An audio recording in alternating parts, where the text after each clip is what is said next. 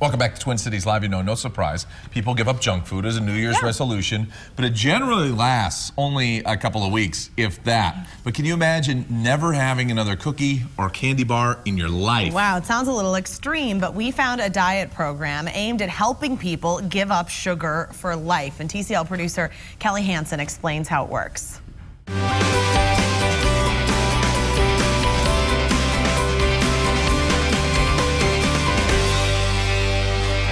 4 months ago, Rick Francis was an addict. It wasn't drugs or alcohol. For me, was the inability to stop eating something once I started. It was food, anything and everything sweet. Donuts, candy bars, hard candies, orange slices, bubble gum. I didn't recognize that obsession and the depth of that obsession until really I came here.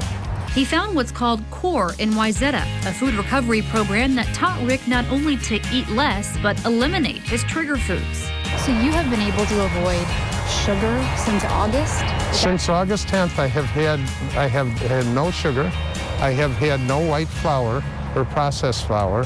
It's based on the 12 steps of AA, and it's similar to treatment that an alcoholic would have. Bert Nordstrand has been a recovering food addict for 30 years. Those 12 steps saved him, and it's why he founded the program, a 5-day, 4-night spiritual retreat. COR is essentially a place where food addicts come to detox from the sugar and the flour, whatever their personal trigger foods are, and we teach them how to figure that out. Michelle Goldberger, COR's program director, says like any food addict, she failed at every diet. I had done diets my whole life just to lose 30 pounds. So I would lose 30 pounds, I would stop the diet, and then I would gain 30 pounds again. Finally, she beat her addiction to food 6.5 years ago and is now 60 pounds lighter. It was just taken away to have chocolate or ice cream or cookies or cake. It doesn't call to me. It could just as well be cardboard. Rick was one of the first graduates of the program and since August has lost over 30 pounds.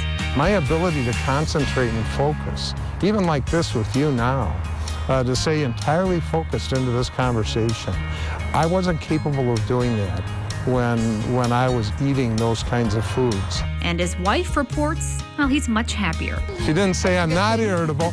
She said I'm much less irritable, so that's a good thing, right? I'm a person with a lot of empathy, and this place literally saved my life.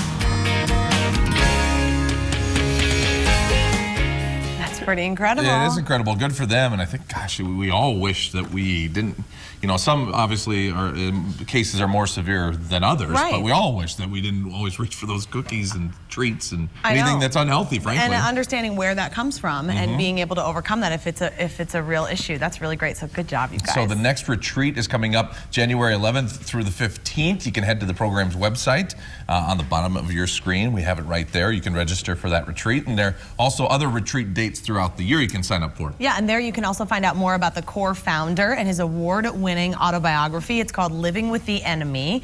And we want to, of course, thank the COR Recovery Program for sponsoring the show and for helping people out. Really cool.